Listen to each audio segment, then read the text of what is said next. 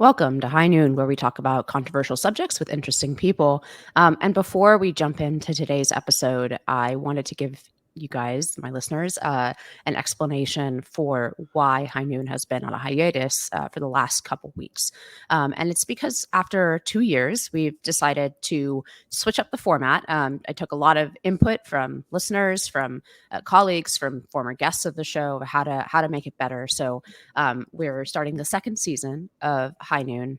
And we're going to move to more of a discussion format. So this is going to be a lot more like the After Dark episodes with Emily Jashinsky. Don't worry, those will continue once a month. But we are going to have rotating co-hosts, and we're going to talk more about issues related of that week or that several weeks, or things that we think the news is not sufficiently explanatory of. And I will continue to bring you interesting people. It's not to say that we will never have interviews on this show. We probably will have occasionally, depending on what pops up and what books are published and so on. And I will continue to bring you those interviews. But from reader feedback and listener feedback and my own interests in terms of moving the show forward, I think this is probably the way we're going to move forward with this. Is we're going to have a bunch of delightful rotating co-hosts, and our first delightful rotating co-host is Madeleine Kearns. Maddie is with National Review. She's also a fellow with us at IW. Maddie, I know you have more hats. Do you want to continue to list your hats? Well, I always like to keep it to one or two, because after a certain amount of time, people stop listening. It's like that thing when you're making an excuse for something, you should always stick to just one excuse, because if you have to add on loads and loads of excuses, then it sort of damages the credibility of the excuse. That's how I feel about having various titles. If you have too many, it's like, are you trying to compensate for something? So we'll just stick to the two. I think they're strong enough. There's definitely that effect, that over-explanatory effect. I feel like I've probably shot myself in the foot with that more than once.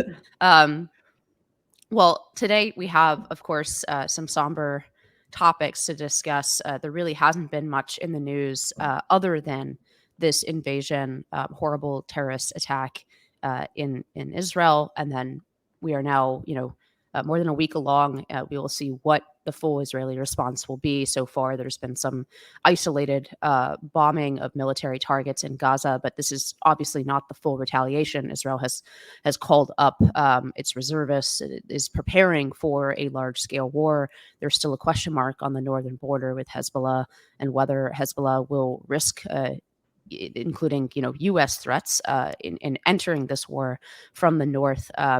So in all, it feels like a very precarious place in the world.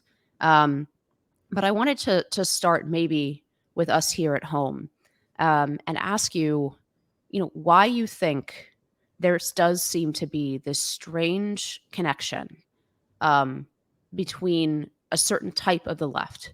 And I don't actually want to, in this case, I do want to separate between different factions of the left. Sometimes I think that's not helpful, but in this case, I think it is a certain kind of culturally radical, we used to call them woke left, and support, I'm not mincing words, there's actual support for this kind of brutal atrocities, not a generalized support for a Palestinian state, but directly cheering the deaths of Israeli civilians, cheering the deaths of children and old people and mothers abducted across the border.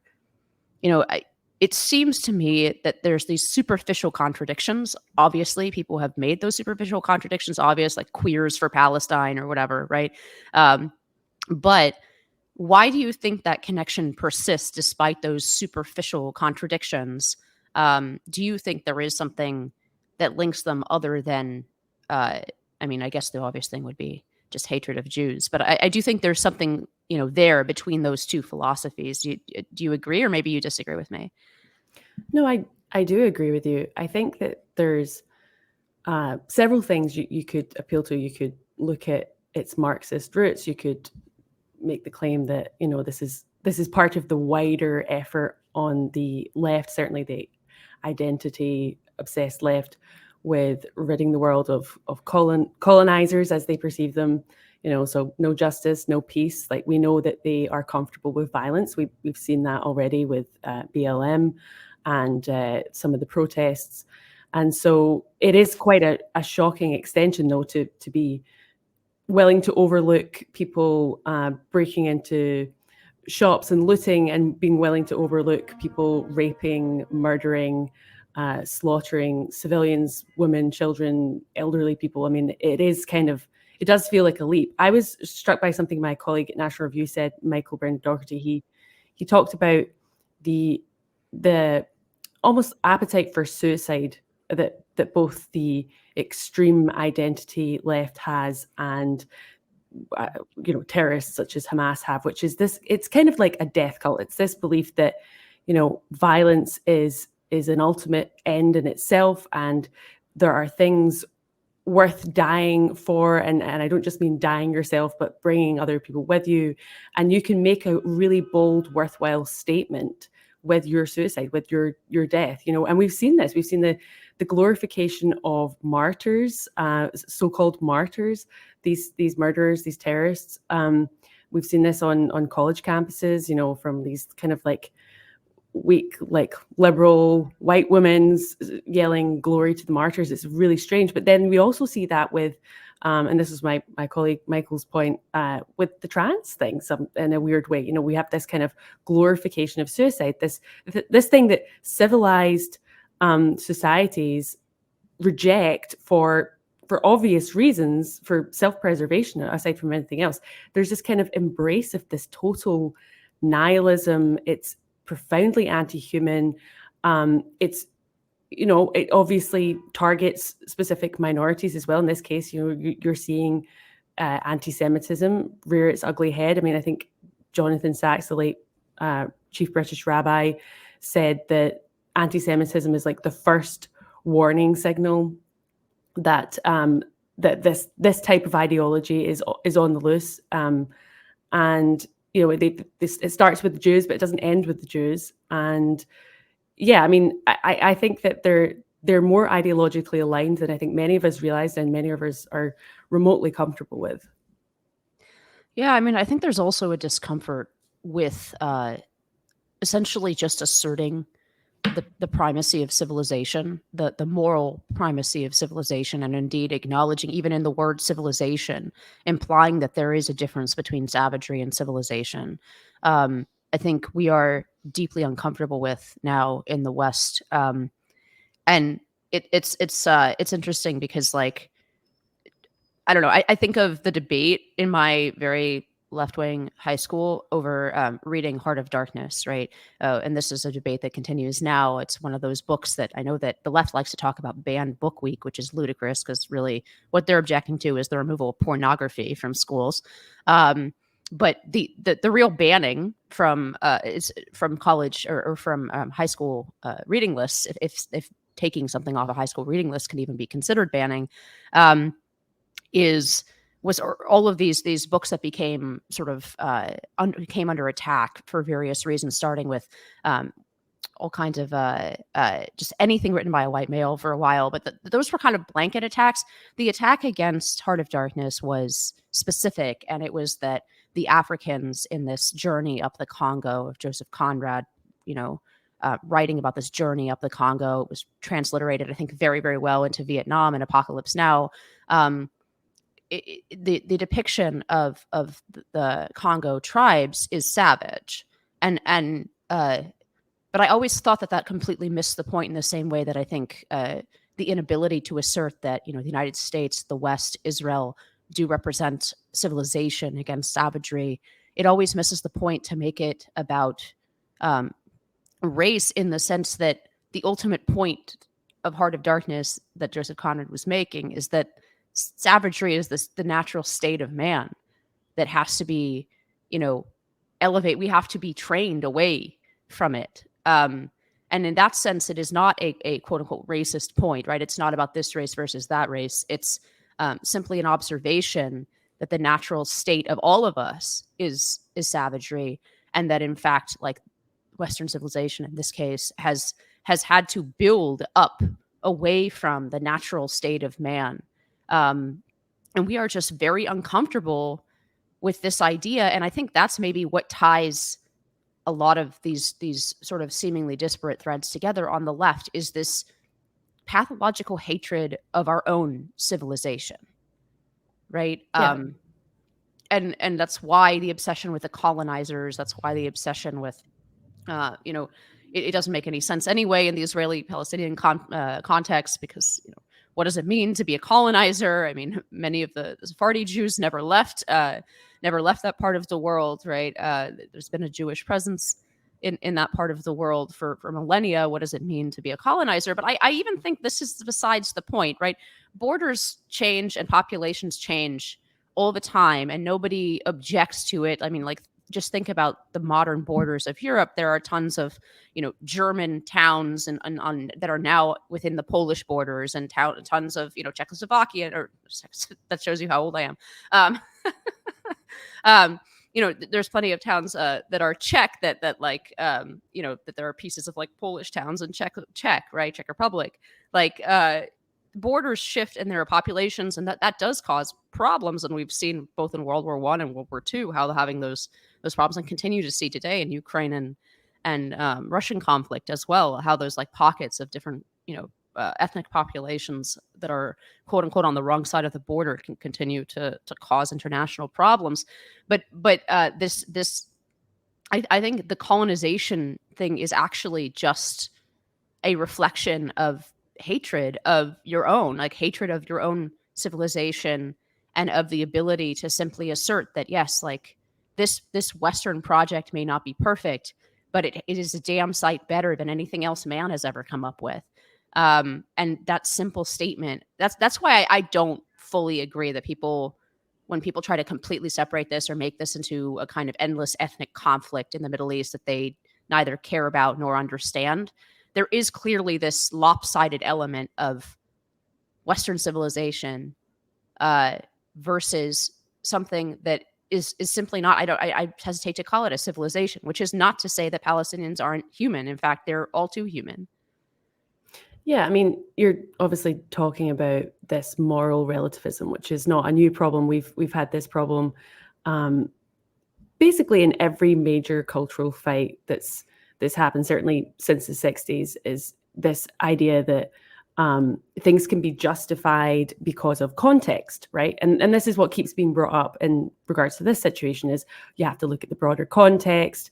And the people saying this often will have a hard time even just, you'll say, okay, but do you condemn the actions of Hamas? And they say, well, you have to look at why it happened. You have to look at the aggressor, and they're resorting to this narrative. I mean, I think the New York Review of Books published this open letter.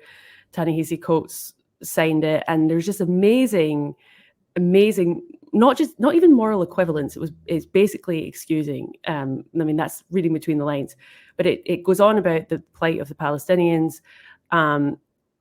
It implicitly denies the existence of the state of Israel, and then at the end, mentions what happened last weekend by saying that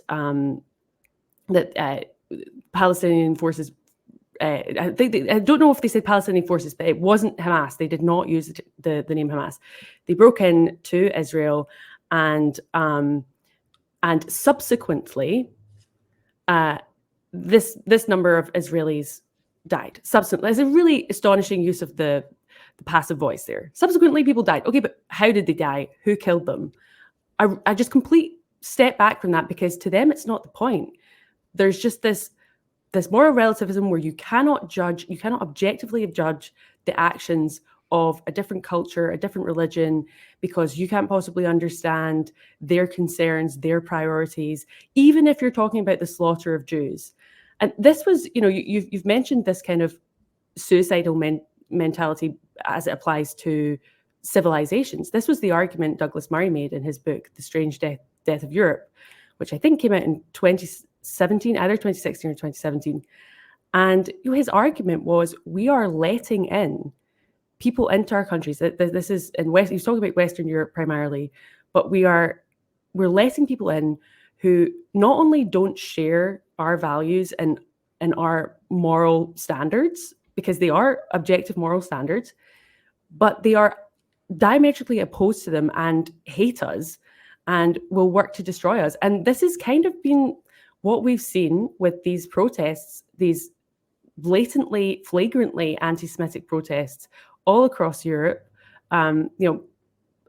shouting support for Hamas in some cases, which, by the way, is breaking British law. It's a designated terrorist organization, and it's against the law in the UK to glorify terror. But we've seen this, and it's one of those wake up moments where it's like, this is not just affecting how we see Israel. This is affecting how we see ourselves, and allowing this type of mentality will destroy us in the long term. And I know you've looked into this and talked about this a lot with regards to kind of the United States cultural inheritance and how we talk about its history with slavery and how we make sense of that and how we learn from that and move on from that. And the people who want to basically say nothing's changed since the 1860s. Nothing's changed at all. I mean, a complete and blatant lie. But yeah, it is suicidal. I mean, that's the right word. Yeah, it's interesting. That's an interesting parallel between the personally, the sort of personal embrace of suicide and the civilizational one. That there is that contradiction. Like the same people who support MAID, right, are they're also in this conversation, and I don't think that is an accident. I think we are committing a slow motion suicide in the West, as Douglas has written, but. I think there's a few different points here. There's these two prongs, right? And it is exactly maybe that question of what ties them together is what we've been discussing. But there are these two prongs to the response, right? In terms of the domestic, first of all, I should step back and say, polling shows 71% of Americans strongly support Israel in this conflict. There's overwhelming support among the American people. They understand the moral contours of this conflict, even if they don't, know 100 years of history, or for that matter, 2,000 years of history in the region. That the average American looks at this and very clearly and sees the forces of civilization against the forces of barbarism and doesn't second guess that. Nevertheless, we have these two prongs of people domestically who do not see that, and the first prong is the left, like the woke left, the Ta-Nehisi Coates letters, right? And the second prong is exactly what you're pointing to in Western Europe, still a slightly smaller issue in the United States, but by no means not an issue. And that is the status of immigrants and recent immigrants from these countries that have absolutely no interest in assimilating to Western moral norms, right? And I have wondered how, seeing these protests, I feel like perhaps this has been a necessary smack in the face for some of those Western Europeans who, in this continual waves of migrants to Western Europe have, in my view, persisted in this kind of delusional thinking that essentially everyone is fundamentally the same, right? That all cultures and all peoples are fundamentally the same, and that it doesn't really matter that you're letting in sometimes millions of people with a wildly different, not just culture, but worldview, commitments, religious commitments, and they're not a joke. Like, I feel like half of the West doesn't understand. This is not like something that people debate over a table. This is not some ironic commitment, right? It's a deadly serious one. It's an unironic, very direct commitment, in this case, to hating Jews, but more often than not, also hating the West at large, hating the United States, hating Western Europe, right? And I wonder if seeing these huge protests, like throngs and throngs of people filling the capitals of the UK, France, Germany, right? I wonder what this will do to the understanding. Obviously, like there's right-wing parties that have been screaming about the migrant crisis for years, but I wonder what that will do to the mainstream conversation over there about whether it's viable for Western Europe to continue to admit 20% of their country, in some cases, of people who, and there are plenty of individual cases to the contrary, I'm sure, but people who fundamentally are not assimilating into Western life, and very much clearly, as they're out here in the streets for this kind of ancient ethnic hatred, right? Don't see themselves primarily as French or German or British? Yeah, I think that the politicians have an opportunity here because now is when public sentiment is going to be open to more restrictive immigration policies and pushing hard on it. I mean, as you say, people can see this for themselves.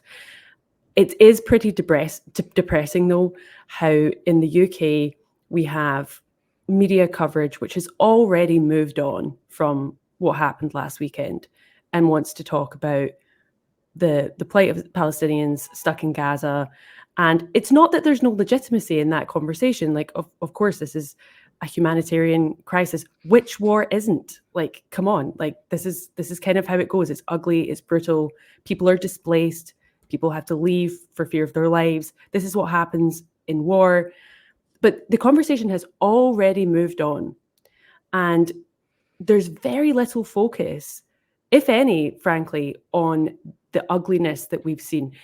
With these mass protests, the BBC and others are always quick to qualify and say, most of these are peaceful, as if they've like taken the time to like poll them and ask them what they're really sorry. Most of these are peaceful, and they try and sort of brush over the handful of people who could actually be, as I say, prosecuted under British law, and say, oh, those aren't representative of the views. But I think you exactly put your finger on it, which is just that these people, a lot of them, and again, obviously not all of them, but like a lot of them really have not assimilated because there's been no effort to make them. There's been no conditions placed on their being allowed into the country. It's just like, come here and set up your community as it would have been in your home country and despise everything it means to be British and, radicalize your children if you so wish. Do all of that. I mean, it's really not sustainable. And in Europe, we've seen this with our terrorism problem, repeated instances of Western naivety in dealing with it. There was the case, I think it was the London Bridge terror attack a few years ago now, where somebody with a known terrorist was not only let out of jail, but was invited into the city centre of London for some sort of rehabilitation conference, and went on a rampage and stabbed to death a young man who had really bought into this idea that all we need to do is like understand where they're coming from and meet them where they are. I mean, tragic irony right there is dying under those circumstances. I think Ron DeSantis has been very, very strong in this, where he said, no, they can't come here. Like, of course, these people can't stay in Gaza, but they what about the 20-something, 22 Arab countries where why isn't it their responsibility to take them in? The US should not be taking in people when we can't differentiate. There's not an easy way to differentiate which are Hamas supporting and which aren't. And especially and he described it, he was asked about this in an interview recently, he described it as a toxic culture. We know that they teach their children to hate Jews. We know that they teach their children that it's a glorious death to die a martyr. And by martyr, can mean suicide killer. So how is that compatible with what we're trying to do in the US or what we're trying to do in the UK or these Western liberal democracies? It's not. Like I say, there will be people who this does not apply to, who have managed to survive the toxic culture and come out well adjusted. But until or unless there's a way of differentiating them, I think we have to have a very serious look at our immigration policies and whether this is actually something we want to get into. Yeah, I mean, to put it very simply, I think if you, as a Westerner, are looking at the contours of this conflict in Gaza and don't understand that if there were elections called tomorrow in Gaza, Hamas would almost certainly win, then you are not understanding this conflict, right? There is this, and I understand why, like, sort of Israeli PR people, because Israel is so heavily dependent on ultimately the support of the international community in sort of giving them this window to actually go in and destroy Hamas. I think they sometimes also say some things that I think are untrue, and one of those things is the emphasis, and this is an important one because I heard it repeated so far by George W. Bush, who apparently has learned nothing, Condoleezza Rice, who has apparently learned nothing, right? Is essentially that the biggest victims of Hamas are the Palestinians themselves, that they're somehow ground under the boot of this authoritarian group that runs Gaza, and there's this huge separation between. Now, I don't want to conflate this kind of ideological support with being a civilian or not, right? In a conflict, you're not a combatant until you pick up a gun, right? So whatever they believe, that's not. But when you talk about like civilizations and who we should let into our civilization and the incompatibility of these ideas, it's incredibly important to understand that yes, in some trivial way, yes, that's true, right? That Hamas has not held elections since they won by elections supported. By democratic elections supported by both Israel and the Bush administration at the time, right, holding those elections. I think it's just critical to understand that, yes, this does actually represent the sentiments of not everyone, but certainly by no means like a tiny minority of Palestinians in Gaza. This is not some like fringe, unrelated sentiment. The fact that the Hamas charter, explicitly calls for a genocide against Jews, this is not a fringe belief in Gaza. It's not like a tiny percentage, a tiny minority who has its boot on the neck of the rest of Gaza. That is not an accurate description. And it was very frustrating to me, actually, to hear. I don't know if you heard that clip of George W. Bush. No. It was circulating, making the rounds. So there was an interview with him about this conflict. And that's like the first thing out of his mouth, even though, he's was very firmly on the side of Israel, said a lot of, things that I agree with and that are true. It showed me like the power of this kind of delusional thinking that I would have thought the last 20 years would have disabused Americans of, right? And it reminded me very much of how, he refused to tie Islam to the attacks on 9/11 and said, instead, we're going to launch a global war on terror, the tactic, right? And that, again, of course, one must recognize individuality and nuance in this. Of course, it's right that the American president would say, the people who did this are not your Muslim neighbors, right? Of course, you want to distinguish the innocent from the guilty, always. But to pretend that this has nothing to do with the underlying ideology, right? That the reason that those men flew planes into, civilian targets and killed thousands of Americans has nothing to do with Islam or how they see the world.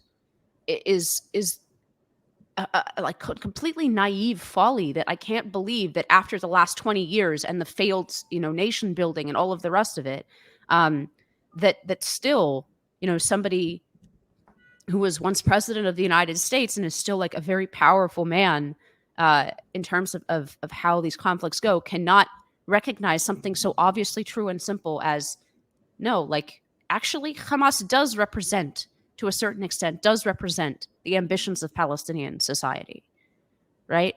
Not every Palestinian, and there are plenty of people, and by the way, there are plenty of ethnic Palestinians and other kinds of Arabs in Israel, and many of them are now mustering to war against this, right? So it's not to deny the individual capacity to transcend these things, as you say, but to not recognize that there's any tie there between the beliefs of a civilization and the output is hopelessly naive. And I can't understand how after the last 20 years, anyone can cling to this idea.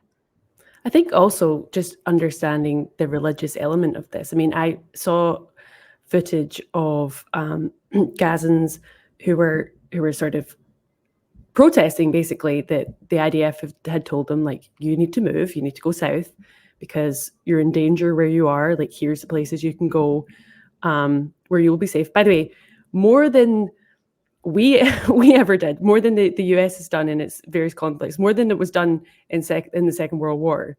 The British weren't, giving a heads up to Dresden before they firebombed them, which, is obviously more morally controversial. But the point is, they've told civilians, like, get out the way. And you have this protest. And I was, again, have to check my own Western liberal biases here, but I was shocked because here were parents with children, small children, shouting about how they weren't going to go anywhere. They were going to stay exactly where they are. And I had to, really think about the fact that if you believe that there is glory waiting you after death, if you're killed by the enemy and Allah will provide for you and your children, and you sincerely believe that, then maybe that's not such an unappealing option versus getting your belongings in a suitcase and traipsing for miles and, having to leave your home and leave your community. I mean, maybe that does make sense, when you detach it from your Western logic. And especially it makes sense when they're being told by Hamas, stay where you are, or in some cases, make a human shield, across the border, so that the IDF are going to be blocked by civilians, which they've done before, of course. These are out of the Hamas playbook at this point. And it's hard to relate, because you think, if you or I were somewhere and we had small children and we were told that it was about to be bombed, or we were going to come into contact with soldiers, we would get over ourselves. Basically, we'd put aside our pride and we would take our children to somewhere safe. But that's because we have a completely different framework and belief system, which is just so different.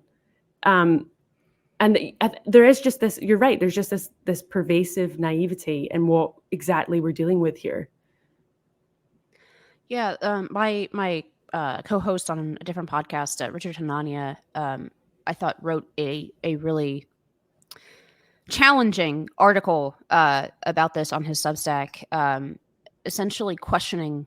So first of all, with some data showing that powerful countries are increasingly, and powerful countries is a proxy for Western countries, even though there are a couple of countries outside of that framework, right? But increasingly showing that powerful countries are losing wars to much less powerful countries in the last 50 or 60 years, comparatively throughout history. And he has a nice little graph showing, typical Hanania behavior. He has a nice graph showing this over time. But something that if we just think about the wars and kind of count backwards through wars the West has been involved in, you can see that in fact World War II was really the last kind of clear massive victory, and that was between equally powerful countries. And then when you count onwards, you start to see okay, we have Korea, which we initially were winning, but then we took a settlement that was 50-50, right? It's a much smaller country. Vietnam, much smaller country than the United States, much less equipped, even though still a major war. And then, of course, we end up with Iraq and Afghanistan. Actually, maybe the first Gulf War is the first decisive victory in a long time over a smaller and weaker country, but then it's followed by the second Gulf War and by Iraq and Afghanistan. And the uncomfortable implication that he makes, and here I'm talking about Richard, is, maybe exactly our sort of civilizing tendencies in the West make it impossible for us to continue to win wars. That, in fact, what is necessary to decisively win a war is a type of brutality that the West simply cannot abide anymore. And this makes us essentially will always be unable to complete and win these wars abroad, I guess, unless we have a similarly powerful foe. I'm not wholly convinced by it, because I think there's also this voluntary piece of it, right? Which is the lack of moral clarity is a choice. It's an ideological choice that we've made. It's not, I don't think, as he tries to present it, sort of the larger evolution of the Enlightenment or Western civilization.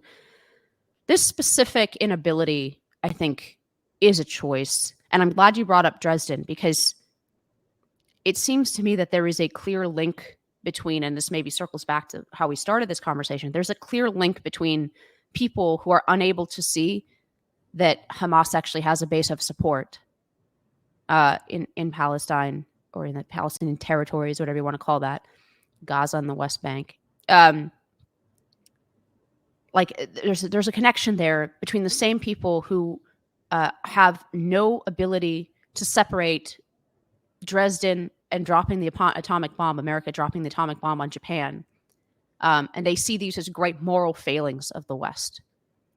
And actually, I think this came to the fore in a very frustrating way to me when the Canadian Parliament recognized the Waffen SS officer because he had been a Ukrainian partisan during the war, which, there's sort of a series of mistakes there. If you know anything about the region, first of all, if you're honoring Ukrainian partisans in 1944, you better check what they were up to. But then the second layer of like, oh, it's incomprehensible that they would join with the Nazis. Well, that's immediately after the Holodomor and, immediately after Bolshevik brutality in Ukraine. And the idea that there was only one monster on the European continent at that time is just historically illiterate, right? Anyway, so like there was these layers of mistakes, but finally, when the left had acknowledged that, oh, maybe we shouldn't have applauded for this SS officer, right?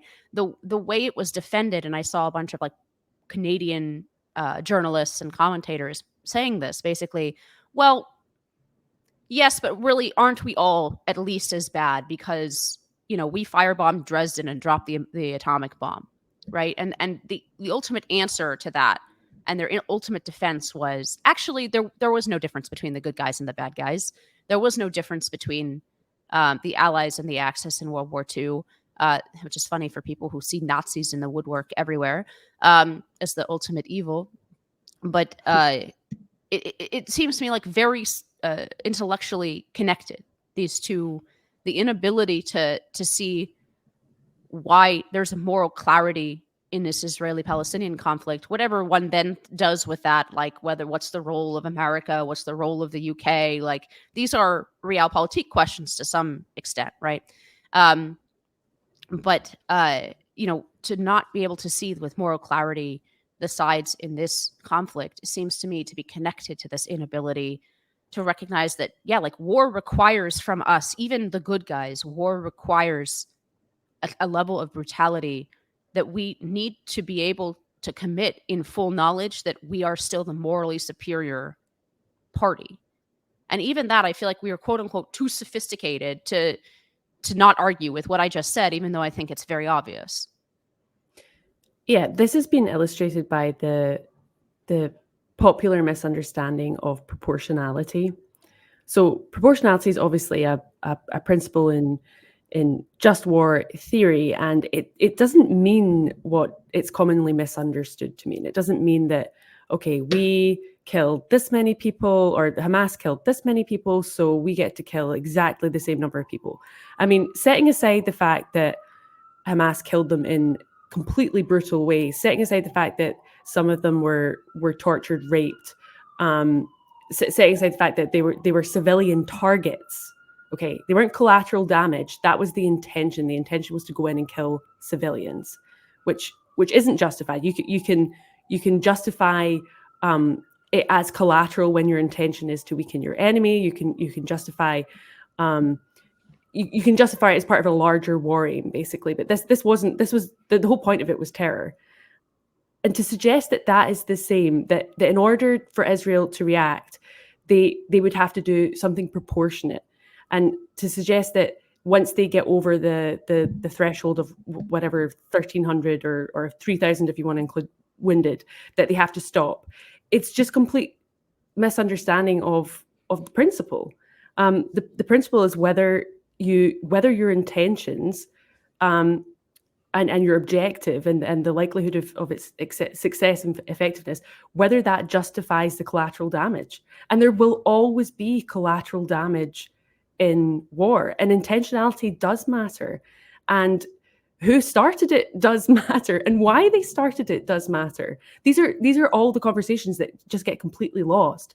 It was amazing to watch. There's a Palestinian journalist in Gaza just now, and she was on a British talk show, and the interviewer asked her fairly, in my view, okay, you keep saying the response by Israel has been disproportionate. What would you have them do? What in your mind would be an appropriate response? And she just refused to answer the question. She was asked about 5 or 6 times. She just refused to answer the question. And the answer is nothing. Do nothing. That, or actually probably more than that, probably cease to exist, go somewhere else. So you're right. There's a lack of moral clarity. I mean, I think there are genuine good faith discussions that can be had about the morality of some things that happen in war, and whether they did actually meet that threshold, whether the intention was correct, whether the objective was actually necessary. I mean, I know there's a debate, I think a good faith debate about Hiroshima, whether the war could have been won in another way, and you know, there's a strong argument that maybe it couldn't have because of the nature of Japanese morale and various things. But that's different from saying we're the same as this murderous Nazi regime. We're the same as those who want world domination by completely obliterating the Jewish people and instating this fascist ideology. I mean, I think when you cease to see the difference between Churchill and Hitler, which some people clearly do, then you've really just lost any credibility. Well, that's the last bit's the problem, right? Is they haven't lost credibility. People who can't see the difference between Churchill and Hitler are running most U.S. institutions and many of institutions in Western Europe, right? People who very intentionally have, you know, what is this phrase? There are some things only an intellectual could believe, right? Yeah. People who don't see that difference, you know, and I like to put like a sharper point on it with a slightly different example. There are many people in the United States who do not see the difference between the boys who landed on Omaha Beach and Hitler, right? Because they have such a narcissistic conception of racial utopia that is supposed to result, or that the U.S. owes its minority populations, for example. You know, most of the boys that fought that war probably held what today we would call, you know, racist views.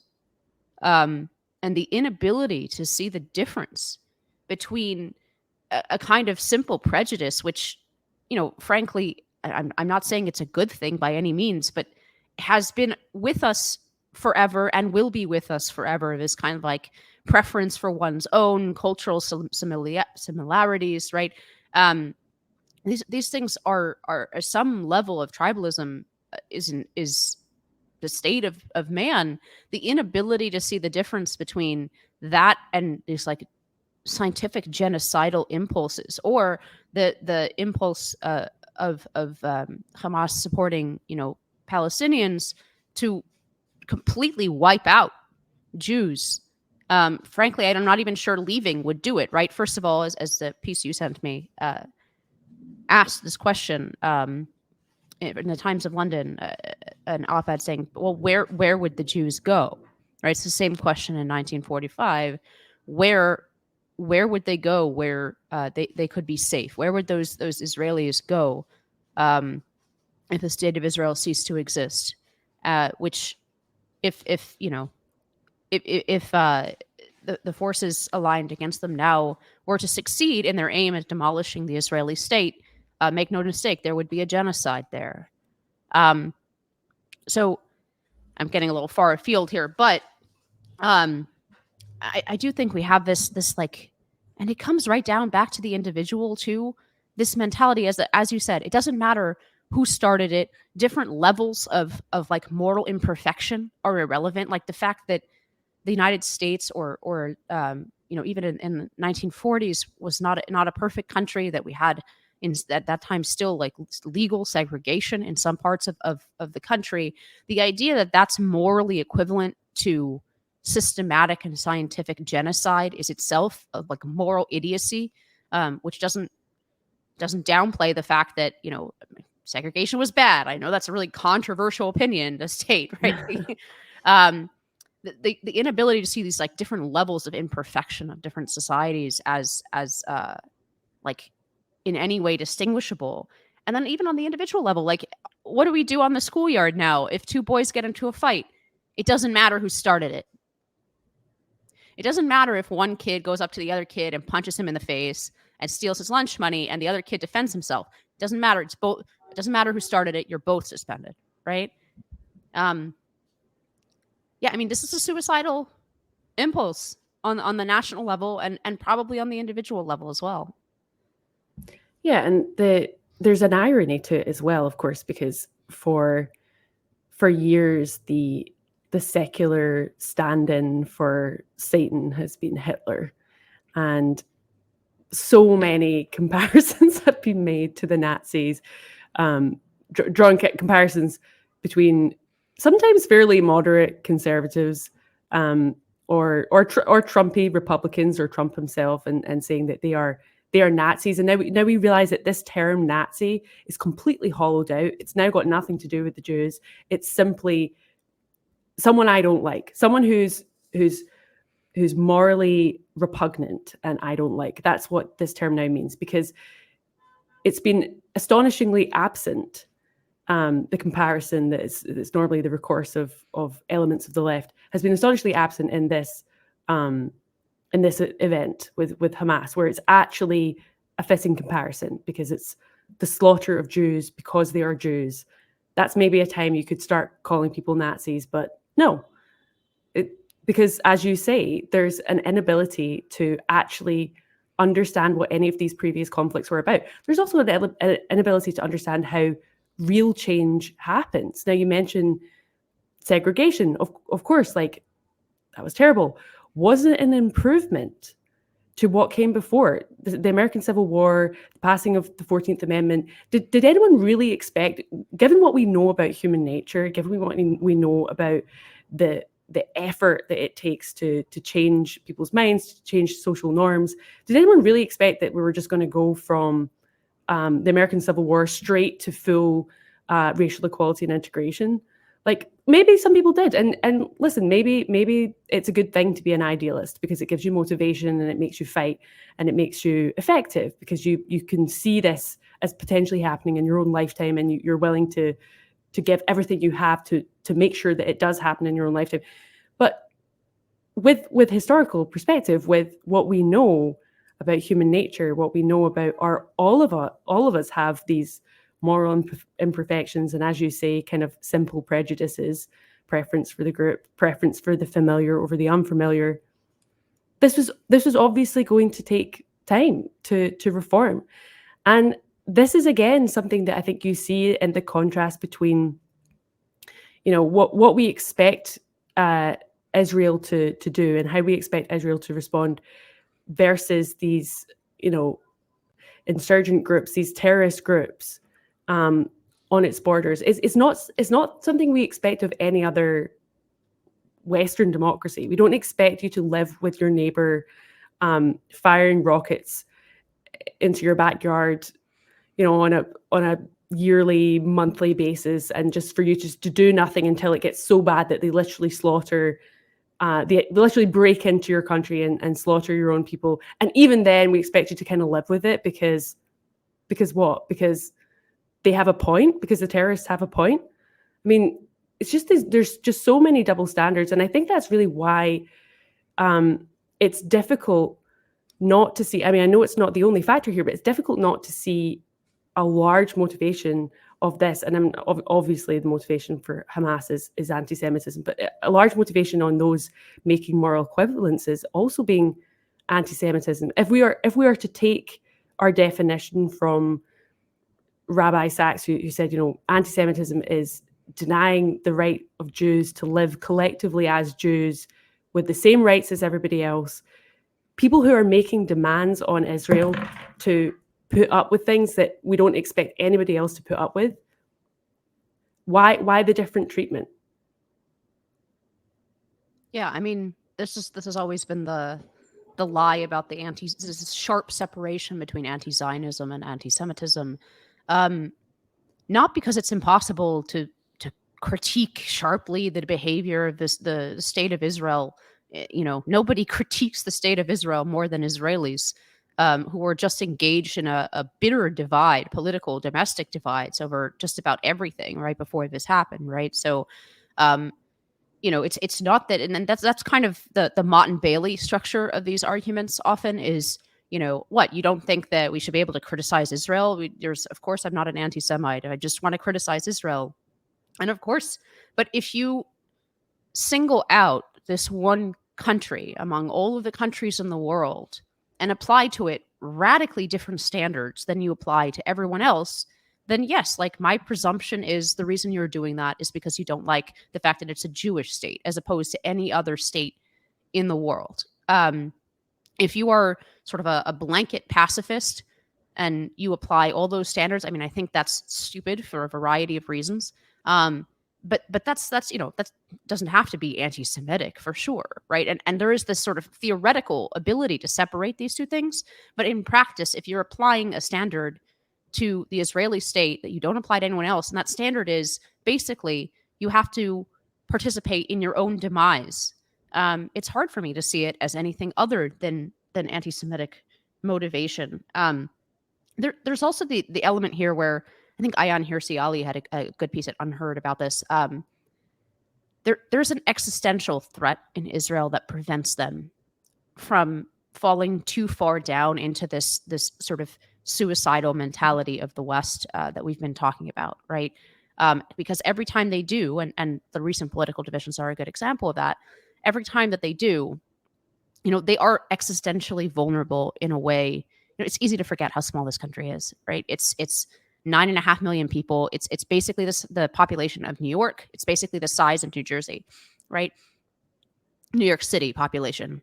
New Jersey is about as big as the territorial claim that Israel has, right? The borders.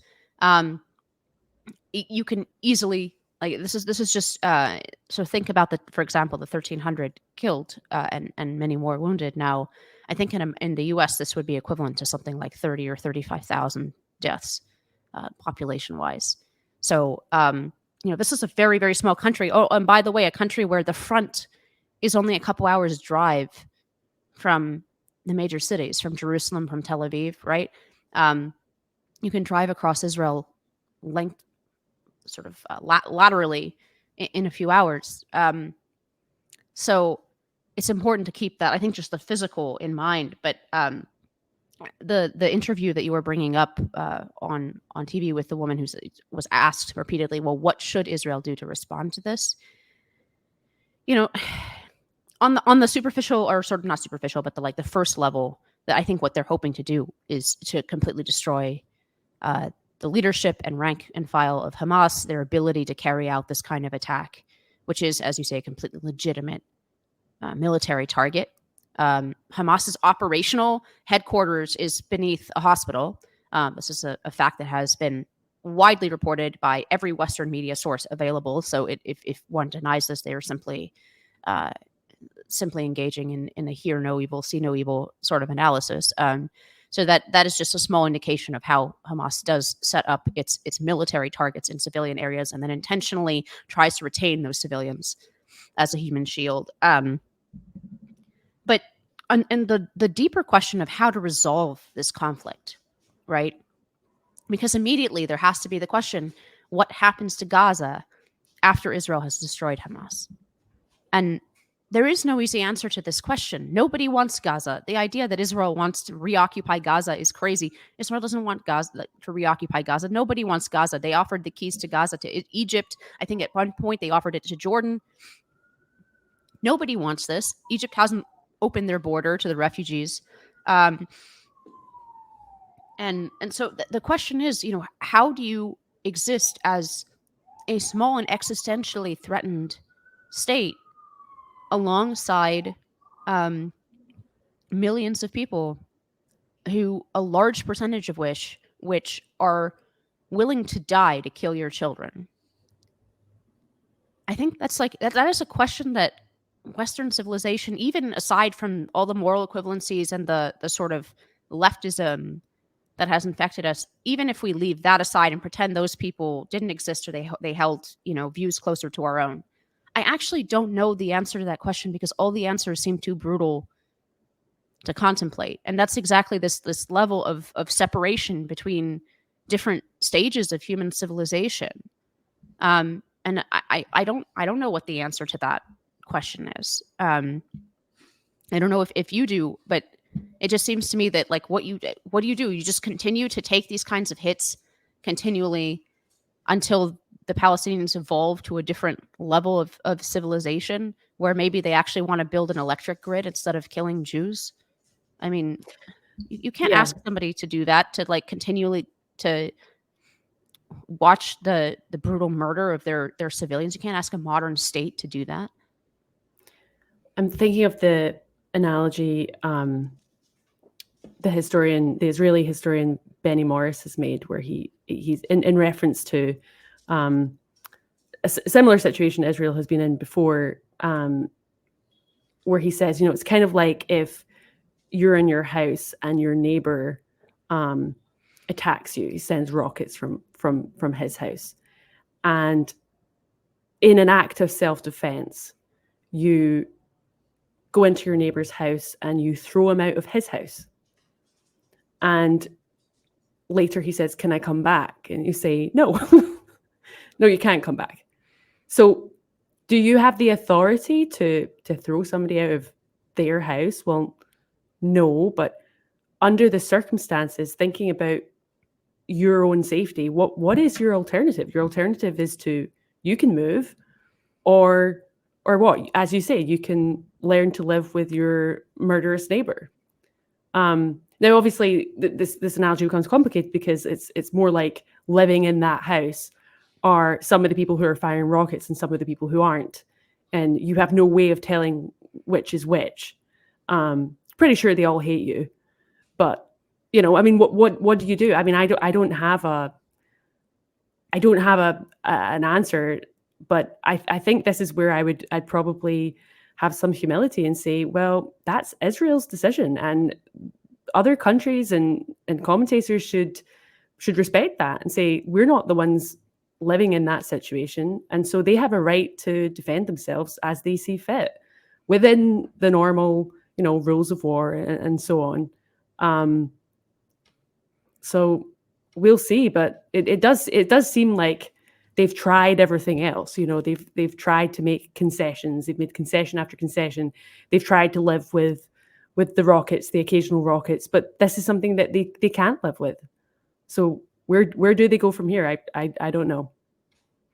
Yeah, there's definitely some pragmatic questions about this is a massive security failure and the limits of relying on technology and over-reliance of technology, Iron Dome, the kind of surveillance that was possible on the Gaza border, all of that failed. I mean, speaking of civilizational transitions or traditions, rather, Netanyahu should be quite happy there's no Israeli tradition of seppuku, because this level of failure, I mean, this is probably the biggest state failure since the founding of Israel. Which is not to say he should immediately resign because that would just cause more chaos. But I mean, I think he's functionally done over there.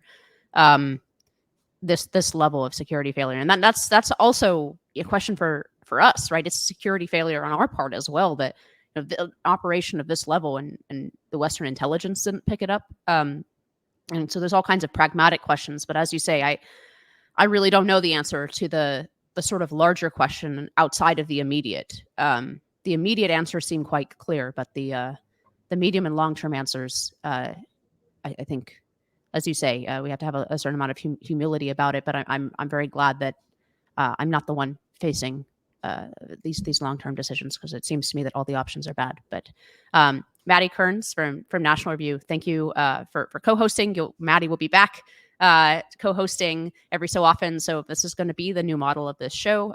Hopefully you guys like it. Please send comments and questions if you don't. But it's also if you do, those are always nice emails to get. But thank you for listening. Thanks for sticking with us through this reboot.